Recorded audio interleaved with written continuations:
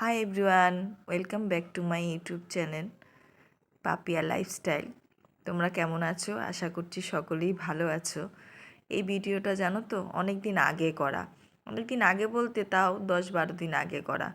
আমি হসপিটালে গিয়েছিলাম, সেই ভিডিও করেছিলাম, কিন্তু সেই ভিডিওটা এডিট করা হচ্ছিল না বলে, প্লাস আবার আমি ইন্ট্রোডাকশন ভিডিও দিচ্ছিলাম না বলেও আমি ছাড়ছিলাম না।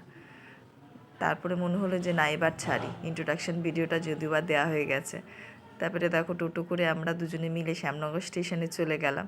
গিয়ে তোমার দাদা ভাই দেখো টিকিট কাটলো, আর আমাদের এই দেখো শ্যামনগর স্টেশনটা, সেরকম করে ভিডিও করে উঠতে পারিনি শ্যামনগর স্টেশনে। ট্রেনে উঠে সেরকম ভিডিও করিনি, কারণ প্রথম প্রথম তো জানো তো খুব লজ্জা লাগে ট্রেনে উঠে ভিডিও করতে। তাই মনে হলো ট্রেনে, তারপর ডাইরেক্ট নেমে গেলাম শিলপাঞ্চল স্টেশনে। তোমরা জানো যারা নদিয়া ডিস্ট্রিক্টে থাকো, কল্যাণী সীমান্ত ধরলে শিলপাঞ্চল ট্রেনে নামলেই, মানে স্টেশনে নামলেই জওহরলাল হসপিটালটা একদম সামনে পড়ে। তারপরে দেখো রাস্তায় একটু ভিডিও করে নিলাম, এই জওহরলাল হসপিটালের ভেতরে ঢুকে গেলাম। 2-3 মিনিট লাগে জানো তো হেঁটে, খুব সামনেই হয়ে যায় একদম। কোনো ওভারব্রিজ টোভারব্রিজ পার হতে হয় না। কল্যাণী স্টেশনে গেলে অনেক অসুবিধা হয়, ওখান থেকে টোটো করে আসো, তারপরে তাই জন্য আমি কল্যাণী সীমান্ত ট্রেনটাই ধরে একবারে শিল্পাঞ্চলে নামি। আমার ডাক্তার দেখানোটা খুব তাড়াতাড়ি হয়ে গেছিলো, কারণ আমি সকাল সকাল গেছিলাম। ডাক্তার দেখানো দেখো হয়ে গেছে, হয়ে গিয়ে আমি আবার টিফিন করছিলাম। তোমাদের দাদাভাইকে বললাম, টিফিন করার কথা করলো না, তাই এলাম আমি রুটি আর বাঁধাকপি নিয়ে গেছিলাম জানো তো সকাল সকালে, ওটাই খাচ্ছিলাম। তারপরে আবার একটু তোমার দাদাভাই বসে মোবাইল ঘাঁটছিল বলে আমি আবার ভিডিও করে নিলাম। এই দেখো এই জায়গাটায় ওয়েটিং এরিয়া, অনেকটা বড় জায়গা। দেখো এই বড় জায়গাটার মধ্যে আমি আবার ভিডিও করছি। এবার আমি বলি আমি কেন ডক্টরের কাছে যাই ওই হসপিটালে। তার কারণ হলো আমি প্রেগনেন্ট এখন।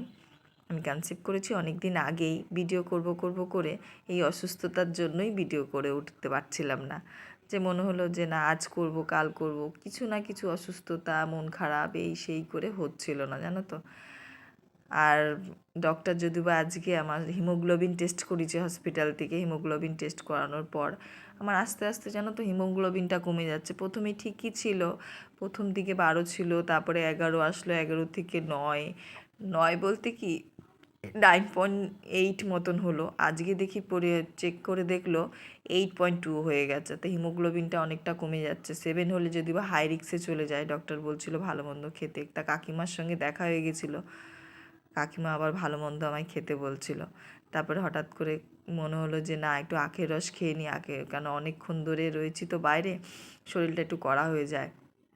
আখের রস আমি প্রায় খাই, বাড়িতে একটা দাদা এসে আখের রস দিয়ে যায়, কিন্তু জানো তো এইখানকার আখের রসটা খুব একটা ভালো ছিল না, কেমন একটা তেতো তেতো টাইপের ছিল।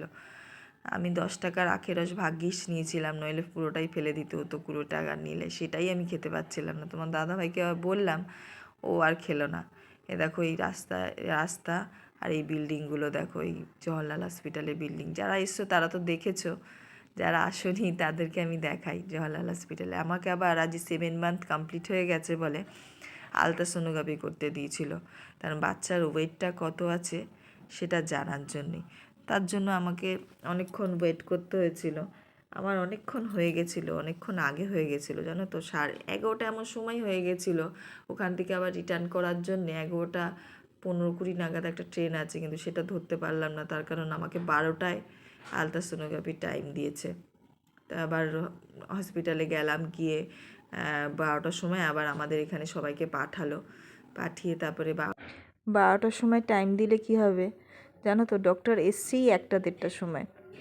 ডক্টর 1টা-1:30টার সময় এসে আবার সেই দিনের দিনেই রিপোর্ট দিয়ে দিয়েছিল।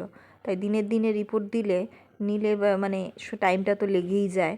তাই এরকম করতে করতে 2:15 ট্রেনের টাইম হয়ে গেছিলো। তবে মনে হলাম যে না থাক, একবার 2:15 ট্রেনেই যাব। তবে রিপোর্ট নিয়ে দেখো এই রাস্তা দিয়ে হেঁটে যাচ্ছি, তোমার দাদার সঙ্গে ভিডিও করছি, কিন্তু তোমার দাদা লজ্জা পাচ্ছিল ভিডিওটা করতে যেতে স্টেশনে যাচ্ছি যখন, তখন পিয়ারা দেখলো। তো পিয়ারা দেখে তোমার দাদা বলল চলো পিয়ারা খেয়ে নাও।